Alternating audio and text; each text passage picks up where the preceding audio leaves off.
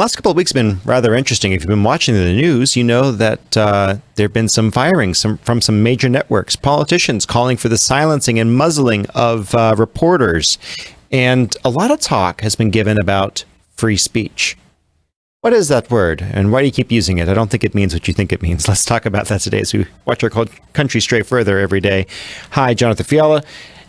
In the producer's chair with Rai, the producer guy, assisting. We got Miss Nikki in the chair of theology. How's it going? Good. How are you? Doing all right. You guys missed the original, start on this where Mr. Steve was complimenting Melissa on her shoes right in the middle of the cold open monologue. Kick him out. Okay, so she's got those very patriotic shoes. Yep. Yes. How's it going, Melissa? Pretty good. I'm glad to have you there in the chair of philosophy / culture. Yeah. And then Mr. Steve. I'm doing fantastic, man. Going to work my politically incorrectness today like normal. Yeah, we kind of scooched him over because Miss Nikki has some unfortunate news for us about Clint and Josh. I believe they've been abducted by aliens. They forgot to wear their hats. See there? See? I knew it. Weird Al. But boys, be rest assured, we will negotiate to get you returned. I promise. I still got mine. It's right here. See there? God help us. Okay, now let's go ahead and cue up some of the footage because I think it's important to start off with some of the news clips. If you guys have not already seen these news clips, I think it's worth looking at. We're going to look at a little bit of the footage that got Tucker in trouble, and we'll kind of talk about who and why and how everyone has been calling for him to be removed. But for now, let's go ahead and just watch a couple of clips here. So this is from courtesy Fox News. Was sentenced to nearly 4 years in prison, far more time than many violent criminals now receive. This is the QAnon shaman. What did Jacob Chansley do to receive this punishment? To this day, there is dispute over how Chansley got into the Capitol building. But according to our review of the internal surveillance video, it is very clear what happened once he got inside. Virtually every moment of his time inside the Capitol was caught on tape. The tapes show that Capitol Police never stopped Jacob Chansley. They helped him. They acted as his tour guides. Here's video of Chansley in the Senate chamber. Capitol Police officers take him to multiple entrances and even try to open locked doors for him. We counted at least 9 officers who were within touching distance of unarmed Jacob Chansley. Not one of them even tried to slow him down. Chansley understood that Capitol Police were his allies. Video shows him giving thanks for them in a prayer on the floor of the Senate. Watch. Thank you, Heavenly Father, for giving the inspiration needed to these police officers to allow us in this building. Okay. So by the way, this is not news either. Like if you were watching during the J6 thing, I knew people who were at the J6 event and I was watching the Twitter feeds. I was very curious as to what was going on. You saw officers opening the doors. You saw officers escorting Jacob Chansley around. Okay, so all of a sudden, this is now on the news, and I want to go ahead and move to the next clip because the other thing that really seemed to get Tucker Carlson in trouble was this whole fiasco, and again, courtesy of Fox, because this is Tucker's reporting here. So it used to be like 5 years ago, the idea was you do your thing, we do our thing, we don't bother each other. That was called tolerance. Want to dress up like a woman? Fine. Now the rules have changed completely. Worship me as I dress up like a woman or I'll crush you. That's why suddenly everything, even beer cans, are celebrating and promoting transgenderism. Bud Light has just released a commemorative can celebrating a man who dresses up like a woman. His name is Dylan Mulvaney. Here's Alyssa Heinerscheid, who brags that she is the first female VP of Bud Light, telling us that Bud Light loves Dylan Mulvaney, but hates its own customers. So I had this super clear mandate. It's like we need to evolve and elevate this incredibly iconic brand. What does evolve and elevate mean? It means inclusivity. It means shifting the tone. It means or it means the woke agenda. But that's another thing. So, any thoughts so far from y'all that you'd like to share? Well, I would just say that I think she misunderstood the base of her customers. I understand that we want to be inclusive and we want to, expand our customers, but when you lose your base, you lose everything. So, I'm from the country. I don't see an old country guy going to the beer joint, getting a beer and wanting to look at a man dressed as a woman. I just don't see that. The people that are going to be drinking that special brand, she did not even know her customer base.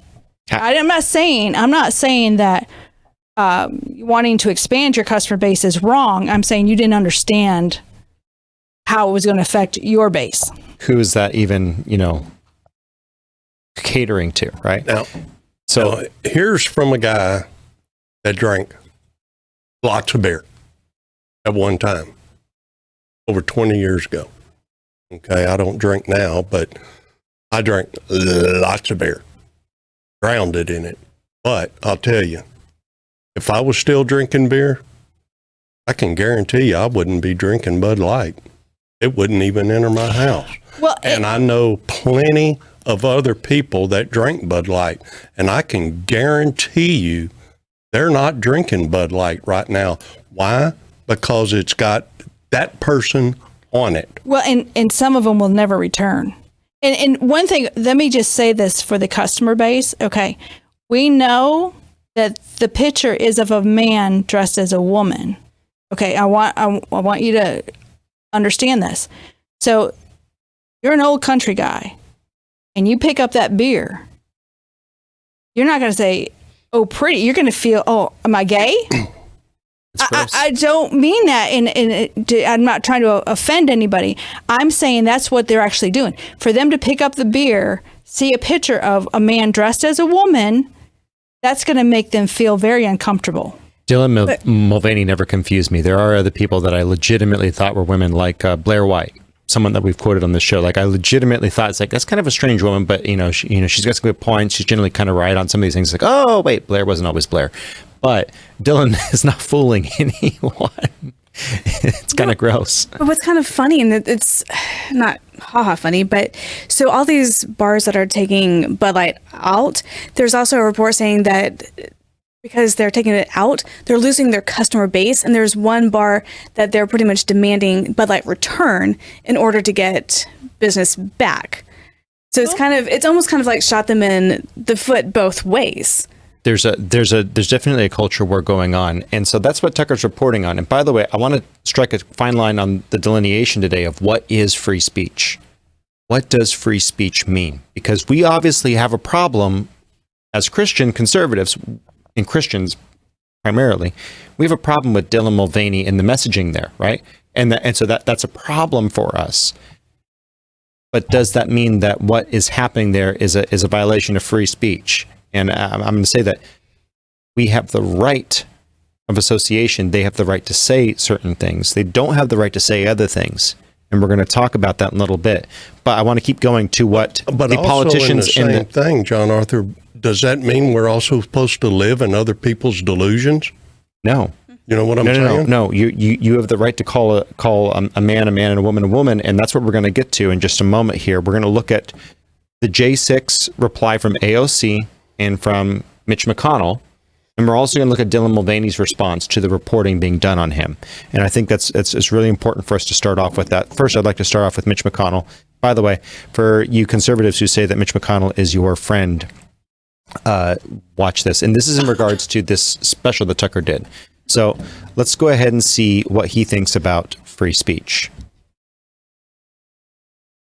With regard to the presentation on Fox News last night, this is in regards to J6 I associate myself entirely with the opinion of the chief of the Capitol Police, the manufactured narrative on January 6th.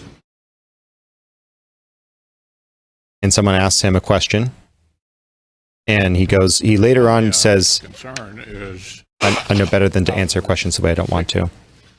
Different issue. Clearly, chief of the Capitol Police, in my view, correctly describes what most of us witnessed firsthand. Except what we witnessed firsthand as a nation watching the So freaking that's footage. my Forgive me. reaction to it. It was a mistake, in my view, for Fox News to depict this in a way that's completely at variance with what our chief law enforcement official here at the Capitol thinks. Listen to the experts.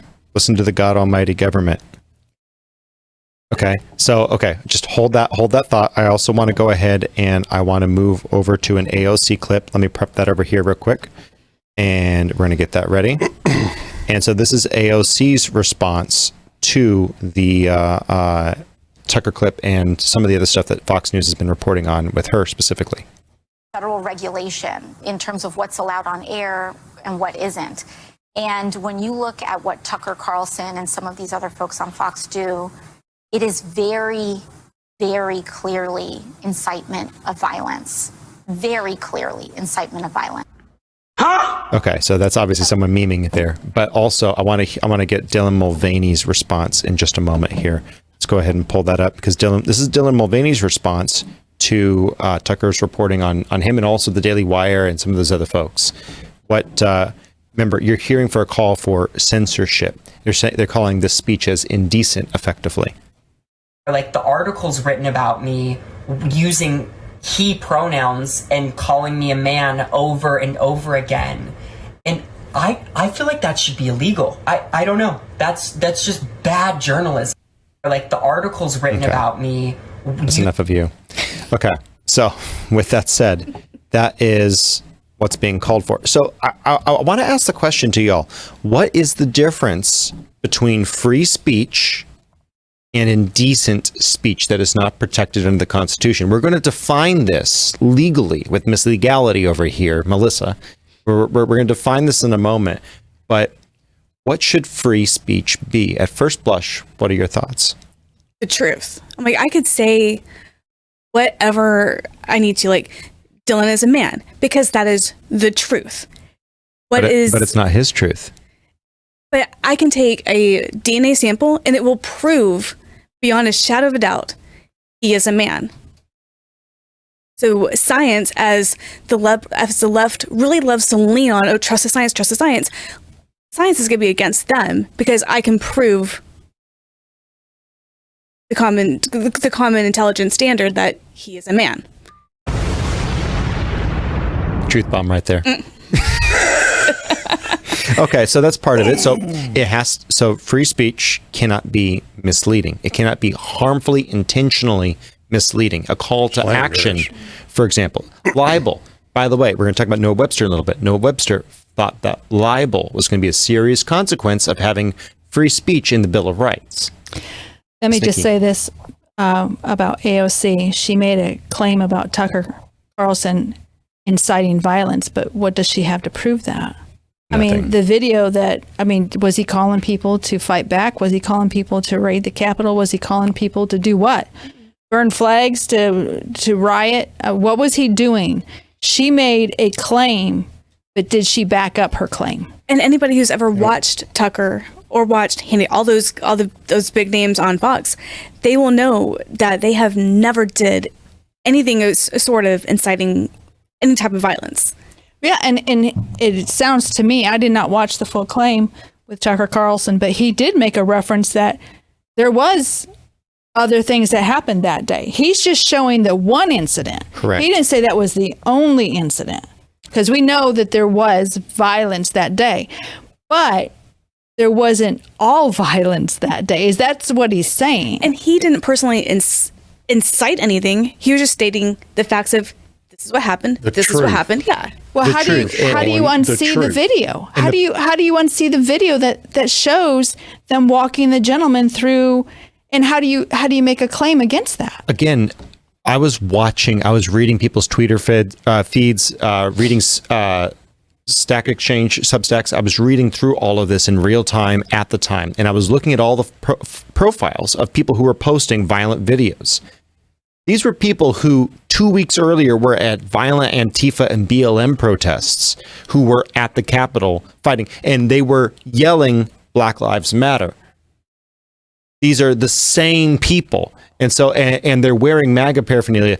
It's not a conspiracy theory when you see the person's social media account. It's the same account that's been putting out all this drivel during the summer of love. They bombed out a church. People forget about that. They firebombed a church right across from the White House, talking about coming after the president. Correct. Frame that in the context, and all of a sudden you realize, oh, there are some people out there who really wanted to make this group look bad. You have people like Ray Epps. God only knows.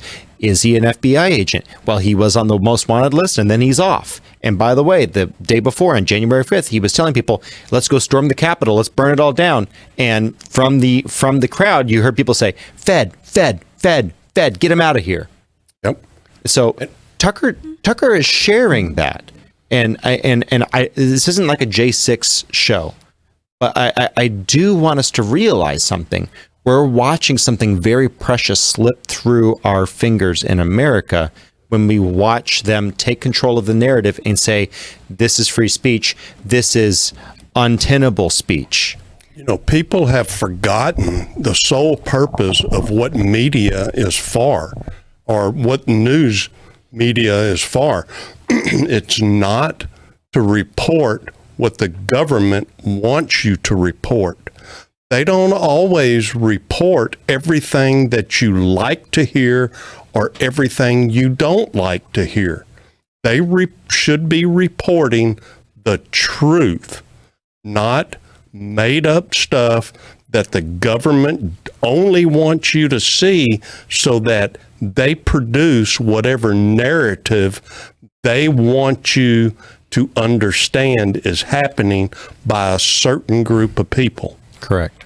So January, that is not the meaning of what the media is for. So on January 6th, if you're going to report about January 6th, you need to report what was violent.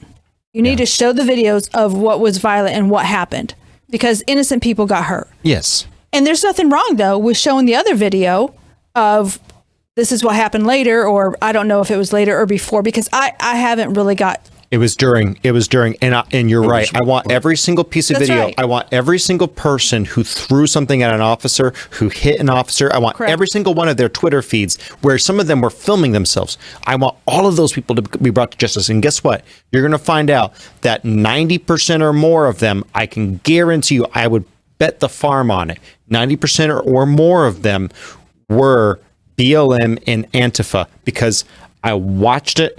I read people whose accounts who were there on the scene, or government, and they plants. were people, or they, some of them might have been government agents. Guaranteed. I can't say that, but guess what? It sure seems likely. I don't have that information. What I do have information on is a lot of these people were BLM and were Antifa, and they were literally moving across the board as pawns in a bigger scheme to overthrow the election. And when we start doing that, what makes us any better than what China's doing with their media? They have a propaganda. Yeah, so we're doing how they are treating us with censorship, saying, okay, this is the truth, but let's not tell the truth. Let's do something else. Let's do it with their narrative. We are exactly what China's doing to their population. Correct. No better. And so I want to pull back from J6 now. I want to pull back because now that we've set a good example, and I want to be able to reach back and talk about J6 as a good example, because it's one of the clearest forms of propaganda and also the damage to our freedom of speech. Guys, why is freedom of speech critical for Christians? You might say it isn't. Look at China. They're doing, the Chinese church is doing just fine without freedom of speech. Okay. It makes it easier to forward the gospel. And by the way, I'm going to make an argument today, and I think we all are going to agree on this, hopefully. Free speech, freedom of speech, is one of the first gifts that God has given us. It's directly intertwined with your free will, which God apparently values more than your soul. More than the state of your eternal soul, God values your free will. When someone takes away your personal volition, I'm not talking about punishment for wrong. I'm saying when someone takes away your God-given right as a free agent to make decisions, that is an attack on the nature of God. That is man exalting himself to the position of God. And I think we can make that case today. So, real quick, does anyone have the Webster's 1828 definition for freedom? And then I want the next one, if you can get it, Melissa, the speech. I've got freedom. Okay. I guess we'll get Mr. Steve to do speech. Oh, Freedom. I'm sorry. I thought you wanted. Freedom. Okay. Do freedom, please. A state of exemption from the power or control of another. Liberty, exemption from slavery, servitude, or confinement. Freedom is personal, civil, political, and religious. Okay. I think that's a pretty good definition. And why are we going to the 1828? Can anyone guess why we're going to go to the 1828? Then we're going to go to the modern definition of freedom. Those definitions haven't been changed and subverted. Yeah. Yeah. So what is the definition, the 1828 definition for speech, Mr. Steve? Okay, they've got about 7 of them here, but I'll Give me the read first one. First one. The faculty of uttering articulate sounds or words, as in human beings. The faculty of expressing thoughts by words or articulate sounds.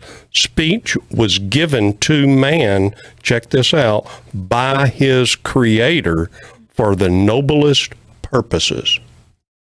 And of course, if you look at number 6 there, it's going to say formal discourse and public oration. The member has made his first speech in the legislature is the example given. Okay, that's really important. Melissa, do you have it? No. Okay, Miss Nikki, I'm going to go to you. Can you get the modern 2023 Merriam-Webster's definition of free speech? Speech that is protected by the First Amendment to the U.S. Constitution. Okay. The right to such speech and unconstitutional restraint of free speech. Would be an example. So what has changed between the two definitions? There's obviously a compound word here that wasn't being defined in Webster's 1828. And so we took the two words. But the modern definition, where is the origin of your freedom of speech in the 1828 versus modern day? We have the creator on his side. Yeah. We have the creator in the 1828. Mm-hmm. There's a reference to the creator. Where does this freedom of speech, where is it granted in the modern day definition from by the First Amendment in the Constitution? By the government, effectively. By the government. Yeah. The God, the little God. The little God, the little G. Okay. Yeah. So that's really important to note. We've given government, we've abdicated, we've taken from God what was his and we've given it to government. And we always know where that leads. It's always a very... That's a really bad, pretty poor definite. That is so poor. I know. It's just sad. And it really lacks. Mm-hmm. So there's a lot of interesting case law, and I want to get into that in just a minute. But before I do, about where free speech is in America and where it's come from, where it's going. There have been some good cases. There have been some cases I think were defined poorly by the Supreme Court. However, before we get there, who wrote the Bill of Rights? Who was the primary author of the Bill of Rights? Jefferson. That's correct. It'd be Jefferson. So he and Noah Webster actually had a very interesting discourse about this. Thomas Jefferson and Noah Webster, the author of the 1828 definition, or dictionary rather, and the definitions we just read, they had a public debate over the Bill of Rights. And Webster specifically did not want Jefferson. Links in the description below, by the way. All references cited. Go check it out. Webster specifically believed that we were going to see people using their rights as license to create crimes like libel. And I mean, that's actually a real serious issue. I don't know if you've ever read political ads from the early founding of America. Like Jefferson, took advantage of his Negro slave wife and took her, and she didn't want it, and his illegitimate children. And I'm substituting a lot of words in here because the ads were not quite so polite. Gonna get removed off YouTube if we say some of these things that they said in these political ads against Jefferson that were just simply not true, right? But so libel was a real problem. So Webster didn't want that. In fact, what he wanted was the state to sort of dictate these things. And so I don't know if you can get that first quote from Jefferson, Miss Nikki. I'm going to put it up here on the board, but you got it on your phone there in the show map. Jefferson sent a a letter to Noah Webster. And Webster's reply was really interesting. So we'll start off with Jefferson's. Go ahead, Ms. Nikki. Okay, it had become a universal and almost uncontroverted position in the several states that the purposes of society do not require a surrender of our rights to our ordinary governors, that there are certain portions of right not necessary to enable them to carry on an effective government, and which experience has nevertheless proved that they will be constantly encroaching on. If submitted to them, that there are also certain fences which experience has proved particularly efficacious against wrong and rarely obstructive of right, which yet the governing powers have ever shewn a disposition to weaken and remove. Of the first kind, for instance, is freedom of religion; of the second, trial by jury. Habeas corpus. I'm going to let you say that because I can't say it. Habeas corpus and the free presses. Okay.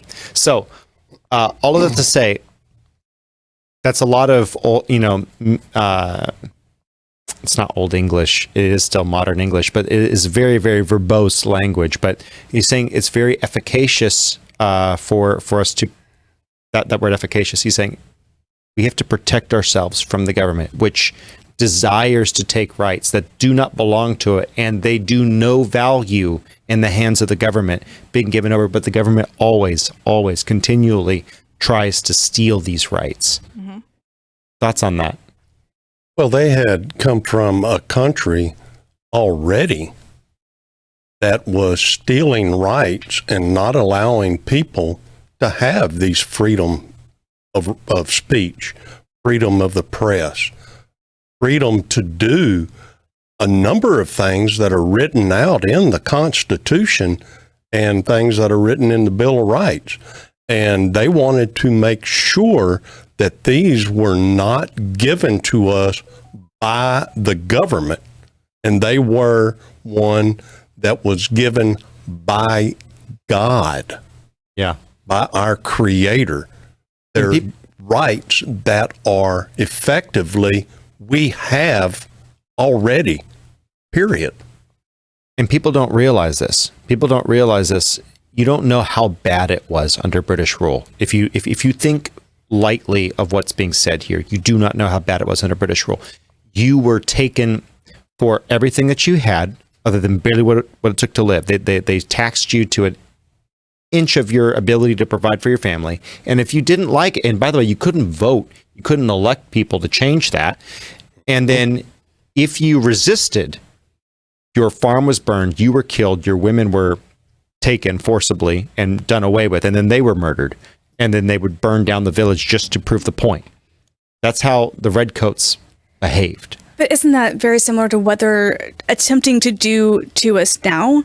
We're seeing it. Yeah, because we're seeing all the elections being, I truly believe that there's election fraud out there, regardless if it's the 2020 or whatever the election. Like, we have not had a legitimate, fair election in many of the cycles.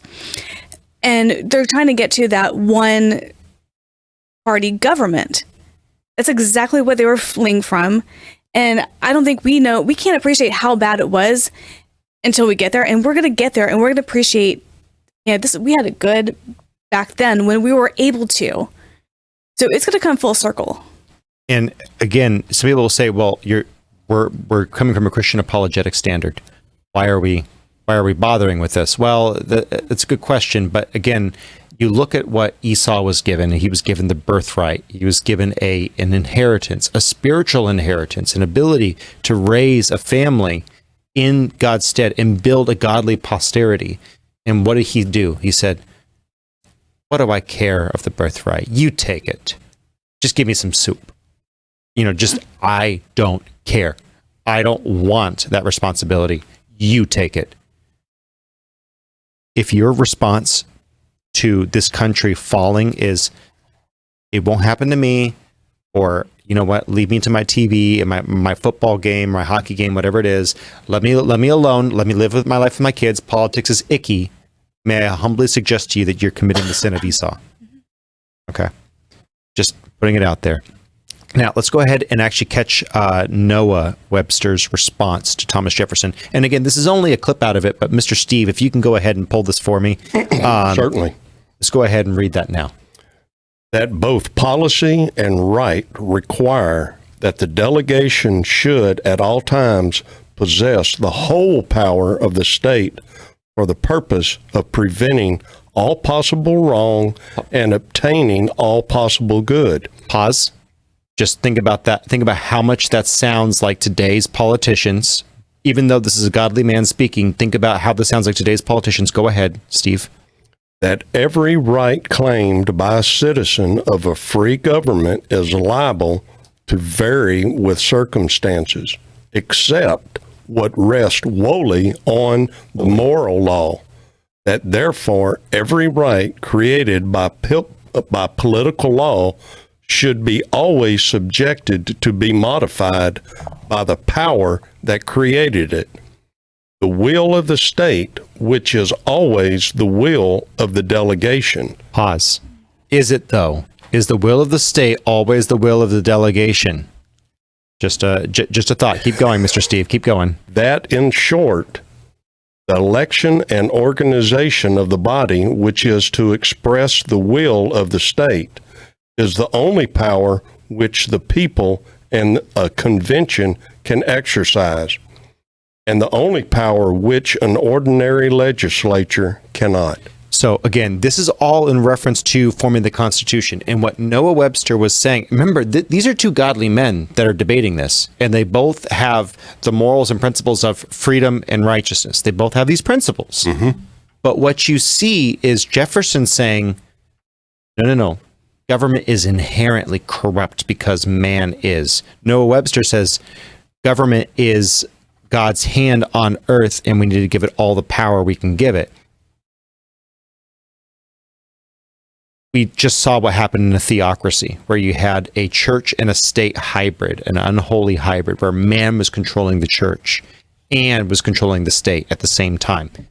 Jefferson was setting up a soft theocracy, if you will. It was something that was supposed to be run by boundaries, that government had conflicting interests to protect the people and to maintain a godly nation. And by the way, I think if we'd gone Webster's way, we would have been done as a nation a long time ago. There'd have been multiple civil wars, and it would have been over politics, not economics. Correct. So, and again, just to quick cover, just fill in just a little bit more. Jefferson also wrote a different letter. This is actually early. This is the year before, in 1789. He wrote both of those. He wrote to Webster, and Webster wrote back in 1790. But again, all this during the Congress.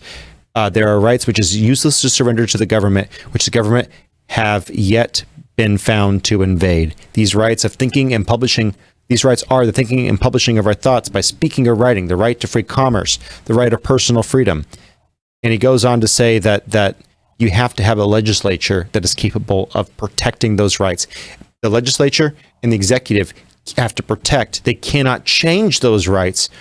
Where that rests is in the judiciary, says Jefferson. The reason why he said we're creating this trifold system, executive, the legislative, and then the judiciary is the only one that can decide the moral issues of the law, whether a case-by-case basis was moral, because you have 12 jurors, a trial by a jury of your peers.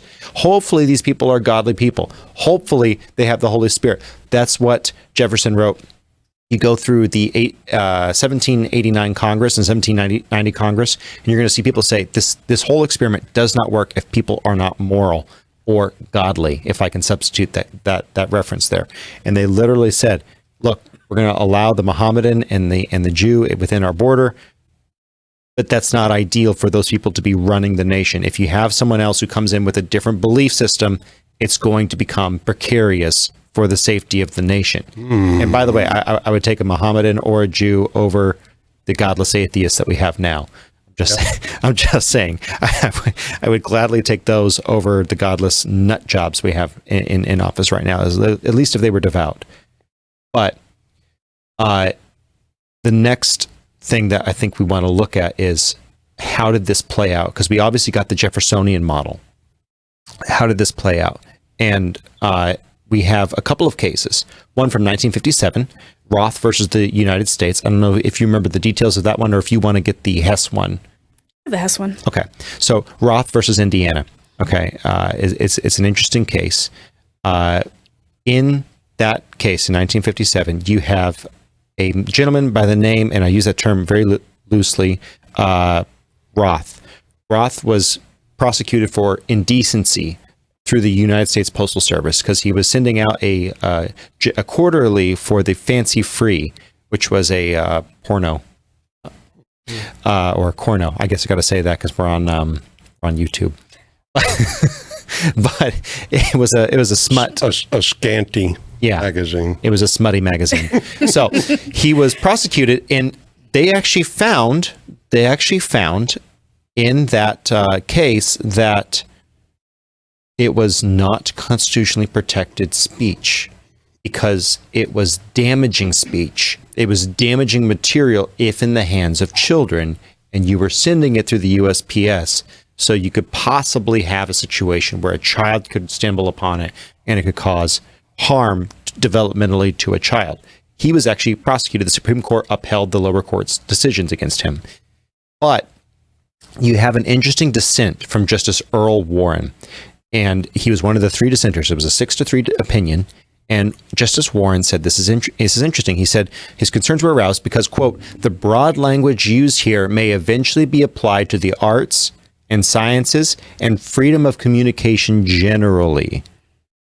This was stated in spite of Justice Warren's assent that pornography was indeed constitutionally unprotected. I think that's interesting. Any thoughts?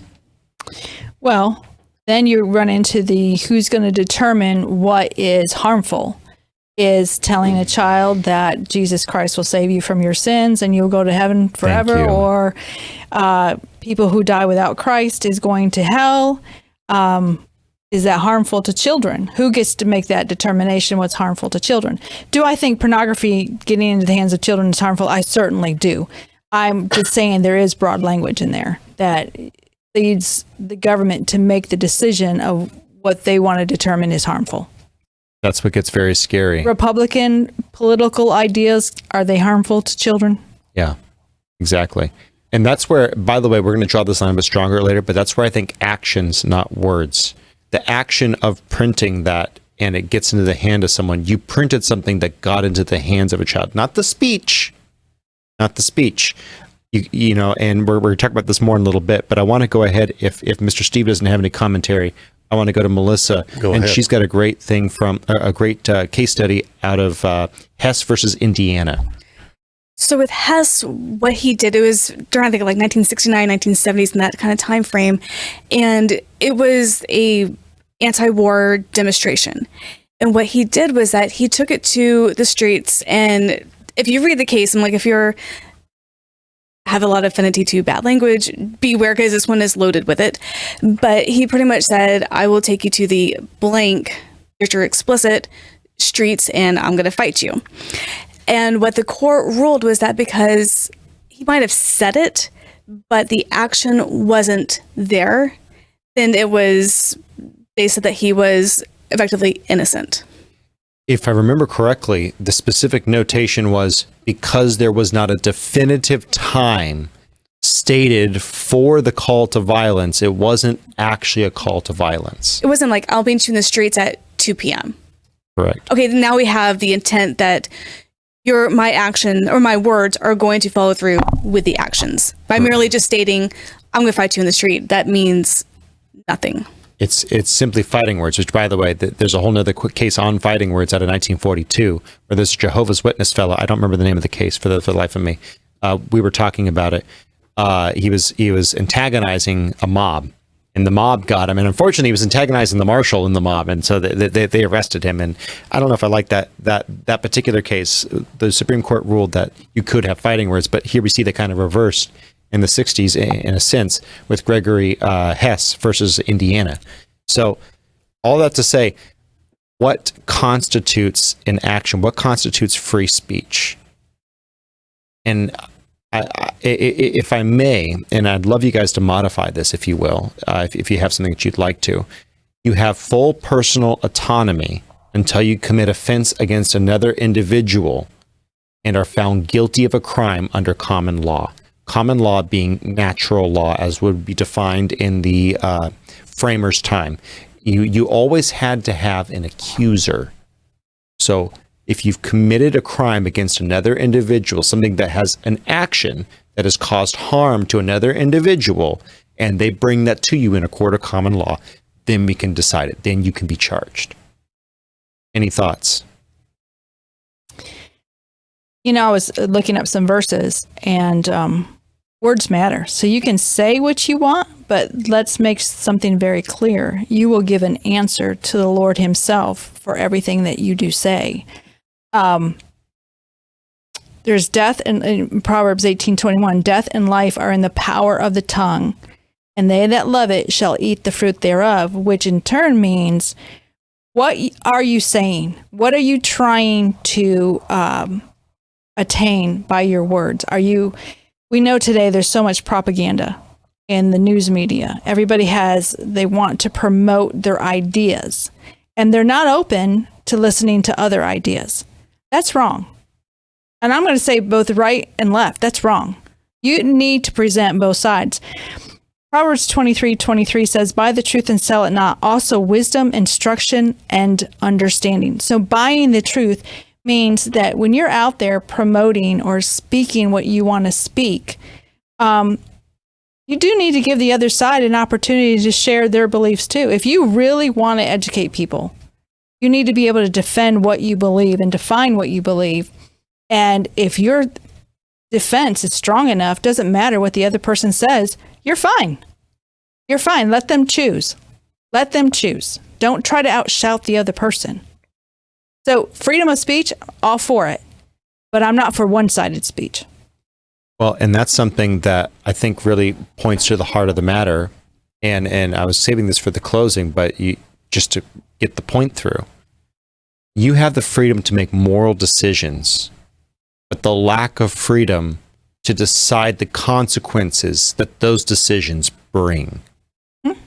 And that is something that I think people really miss out on when we start to talk about the issue of free speech. Is you can say what you want to say. And I think that should be the standard. You should be allowed to say what you want to say until you cause something, not you say something and someone thinks about it and they do something bad and they blame you for it. No. You cause or you call to action. They say you can't call fire in a crowded theater. It's like, that's not free speech. That is an action. You are actively setting off an alarm that will trample people. Yeah, you're causing harm to someone, or it's going to cause harm. And that's not freedom of speech. That's a cause of action. Yeah. Which will create a problem or cause harm or, has caused harm. That's like they're trying to say that Trump called people to action. Well, he didn't. That's like what Melissa was saying. And, he did not say, okay, we're going to go over here and this is what we're going to do. And we're going to meet here at this time and we're going to go do this. He didn't say that. He says, I know we're going to go over here and we're going to do this peacefully. Yep. And this is, make your voices heard and make your peacefully. Voices heard, unlike and fight like unlike Maxine Waters, who consistently told people to do what? To be like push on to people and to be like just effectively calling to violence. Exactly. I mean, all you got to do, I was looking up on YouTube. There are so many times in her speeches, she called people to violence, literally. Correct. Well, even if you take what Dylan was saying, that by calling him a man, that should be illegal, and using his jazz hands as well. But it's one of the things, like, I can call him man all day long. That's fine. That's within my right. But if I go ahead and be like, you know what, you're a man, and I push him, well, there's my intent. There's my action. Correct. That's the line that makes it illegal. Correct. Correct.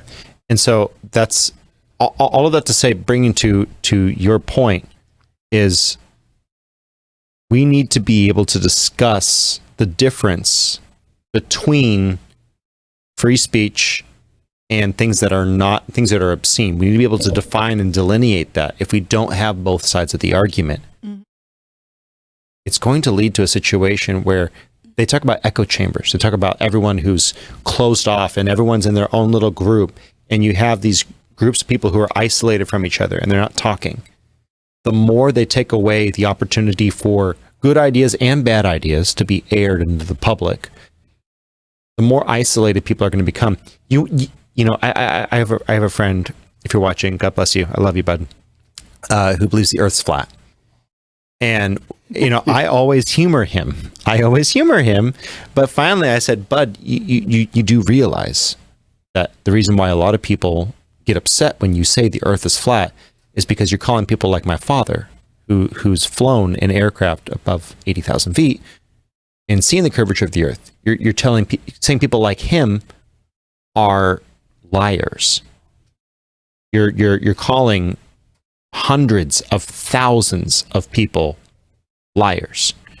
And the reason why I engage him on that is because no one else takes him seriously. So you know what he thinks? He thinks it's forbidden knowledge. He thinks it's being hidden from him. He thinks it's being, treated. Whereas instead we should actually teach like why the earth isn't flat in high school. So people say, oh, hey, let's do an experiment so we can see the curvature of the earth, right?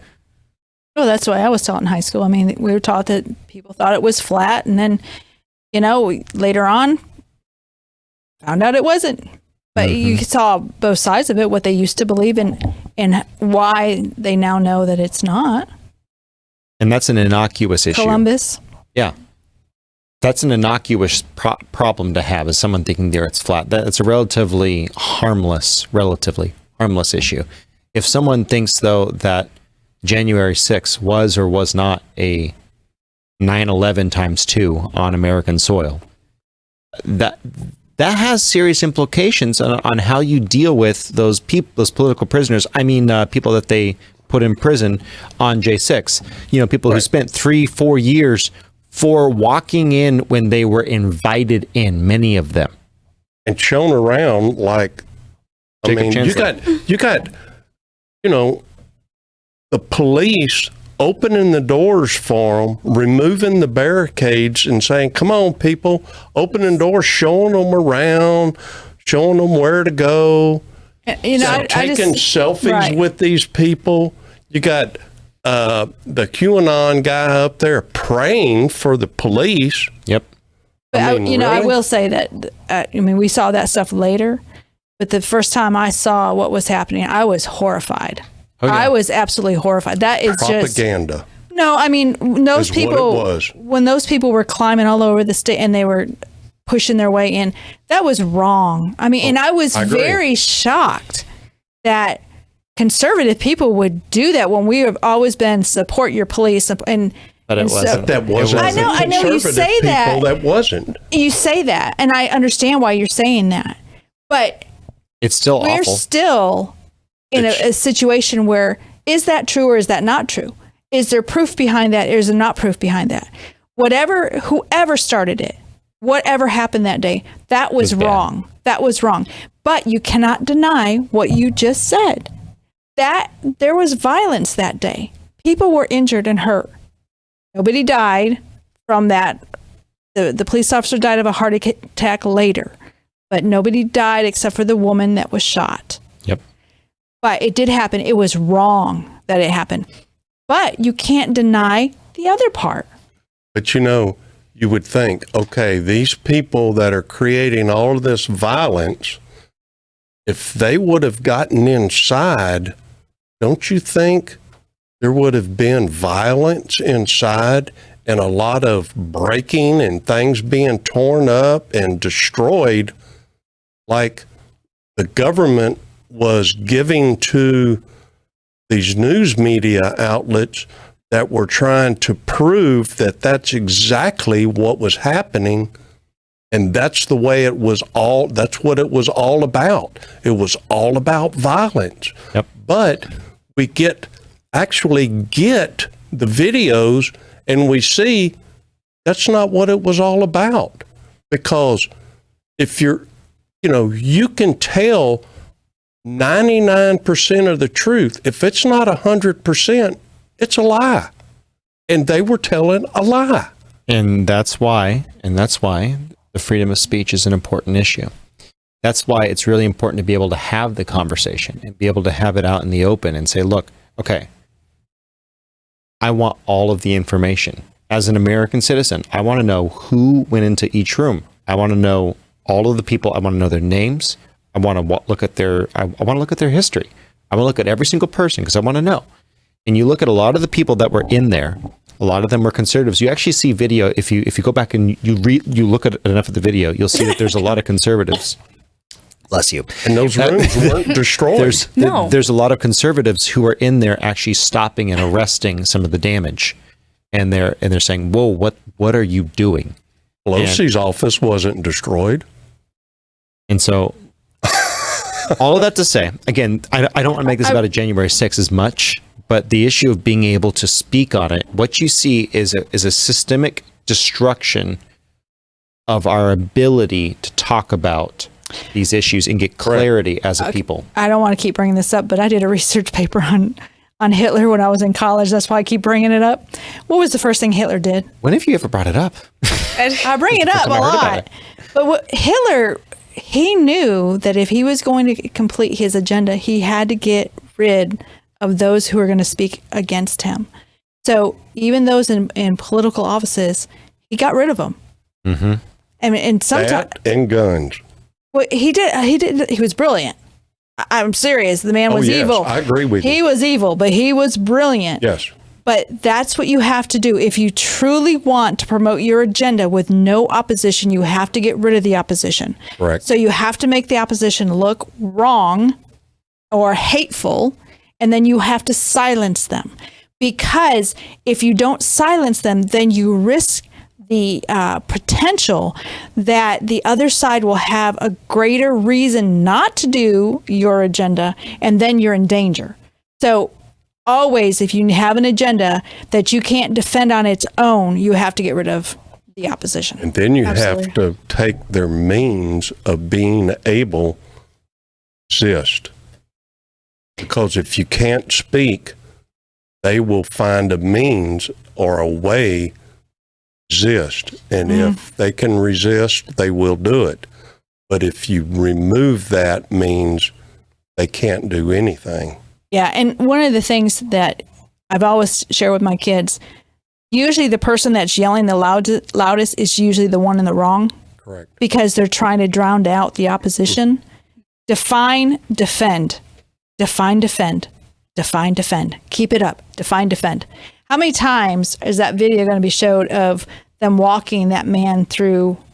And the next generation is going to look at that. They're going to see the violent.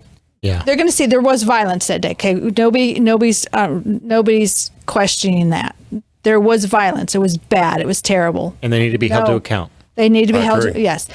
I want to know, why was this man allowed to walk through? Who gave the order? Because these police officers did not make this decision on their own. Somebody told them to walk him through. Just let him have, and I want to know why. And Mitch McConnell and everyone of his ilk have been demanding that these stories be retracted.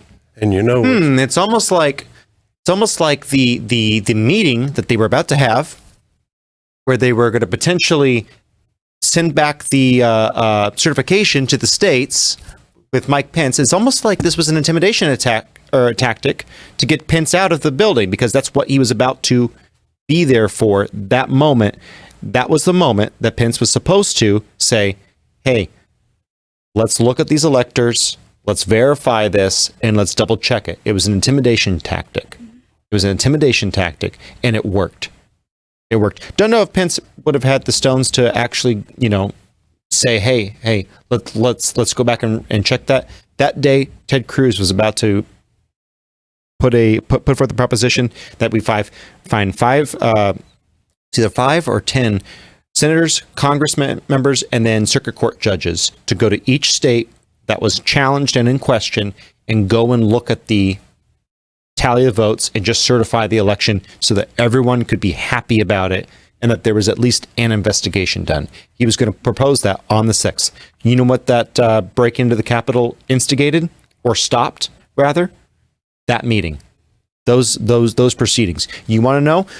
I wonder who could have done that. It wouldn't have been Nancy Pelosi. It wouldn't have been Mitch McConnell. It wouldn't have been all these people who have something to gain by reestablishing the status quo.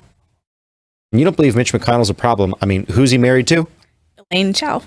Who's Elaine Chao? She has ties, her family has ties to the upper level of the CCP. Yeah, she's a former member of the CCP, being a former minister of something or other in China. I don't remember. Fact check me, guys. Yep. But she literally is. I'm sorry, you don't marry an American senator or congressperson or end up in bed with them if you're a former minister of something or other in the CCP. Eric Swalwell. Yep. Swalwell, however you say his last name.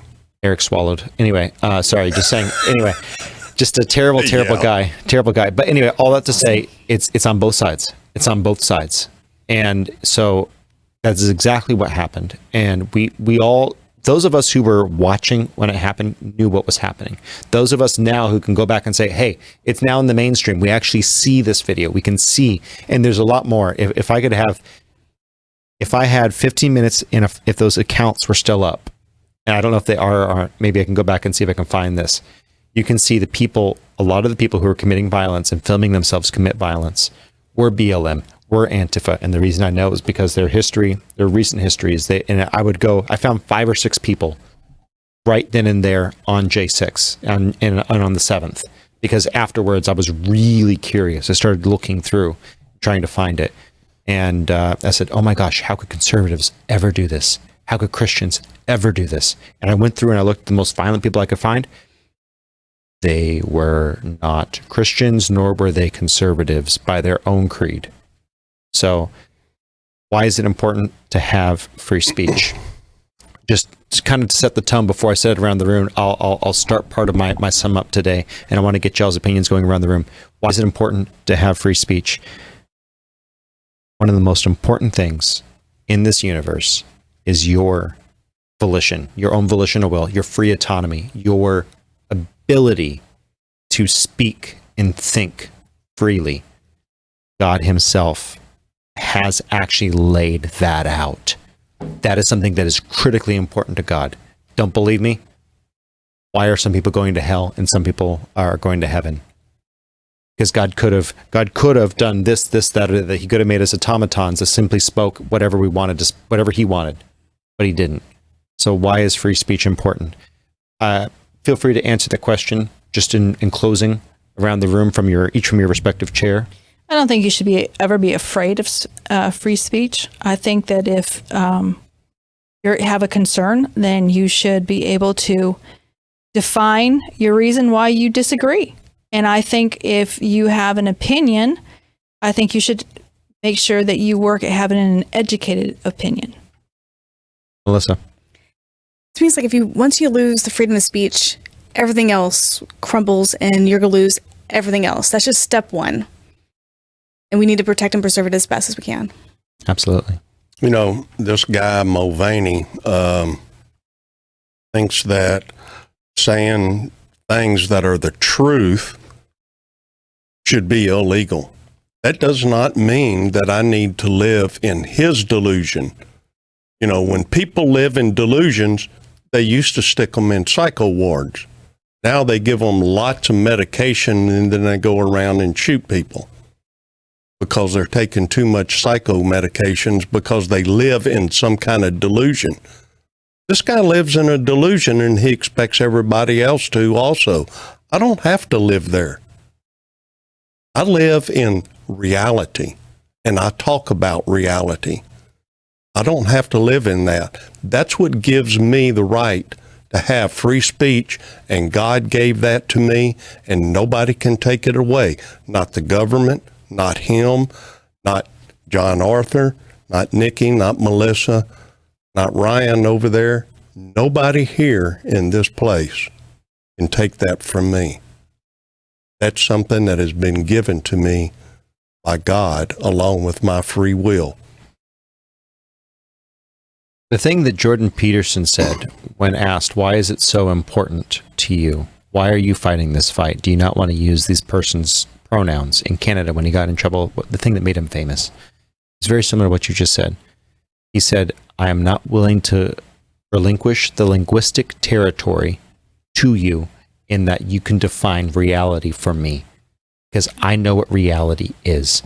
And that is the most important thing. Guys, if Satan can cut you off from reality, he can cut you off from your Savior. If he can cut you off from reality, he can cut you off from your Savior, and you are lost. Correct. That is what the powers and principalities of this world want for you. So free speech, being able to utter truth, if that is taken away, you have nothing left. That is why it is so critical to fight for it. Correct. With that said, if you like this episode, you know what to do. The button's down there.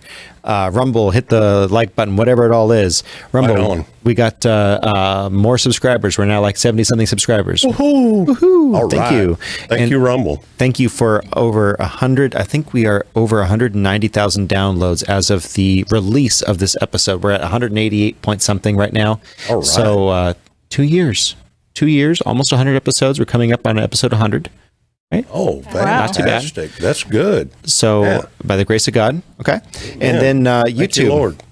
You're still doing your thing, okay? And hey, man, I also noticed that YouTube was wiping subscribers the other day. I saw that. We had a certain amount, and then all of a sudden it reduced, and then it went back up. kind of interesting. Kind of interesting. So, thank you guys.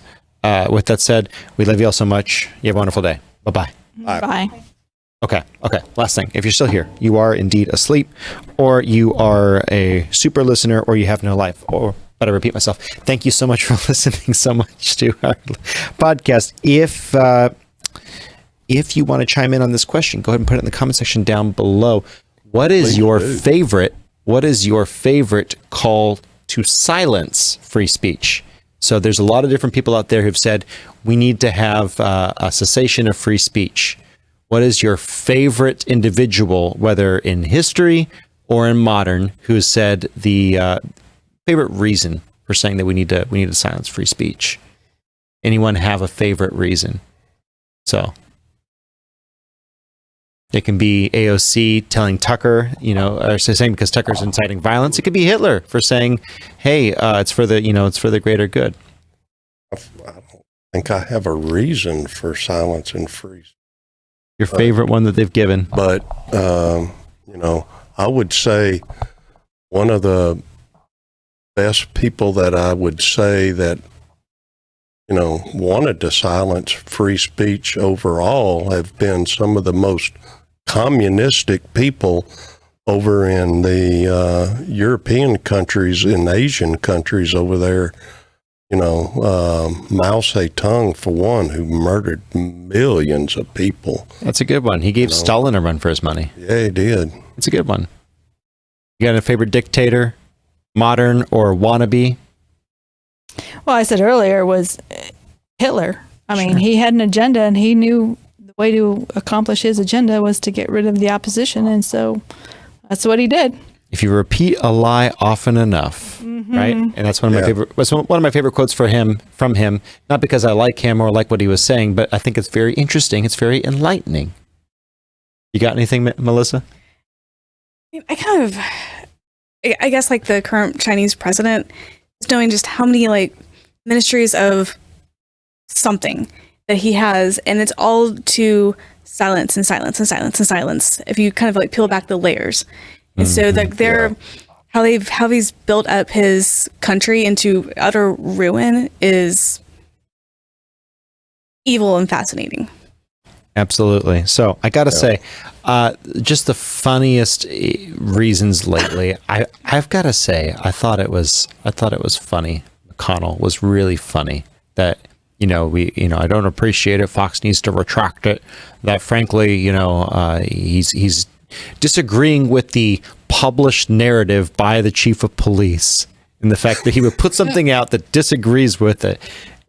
The reason I like that one so much is just somebody ask him to explain. They did. Did you explain why the guy was walking around with the police behind? Did they ask him that question? I guess because it was published, it must be true, right? It must be true, yeah. Well, because it's published by the authorities. Trust the science, trust the authorities, trust the experts, trust the police chief. You know what's also interesting is they get rid of Tucker before he's able to put up all of the video that went on. And so that, I think, is why Fox got rid of him. Unfortunately, he's under an NDA. He can't talk about it. But McConnell, it was the weakest, most limp-wristed, perfect, true McConnell fashion attempt for him to cover up what was going on. Man, they need to get rid of. Turtle Man did a good job being Turtle Man. Anyway, with that said, put it down in the comment section below. Your favorite dictator, favorite call to silence free speech, whatever you got. With that said, we love you so much. Bye-bye. Bye.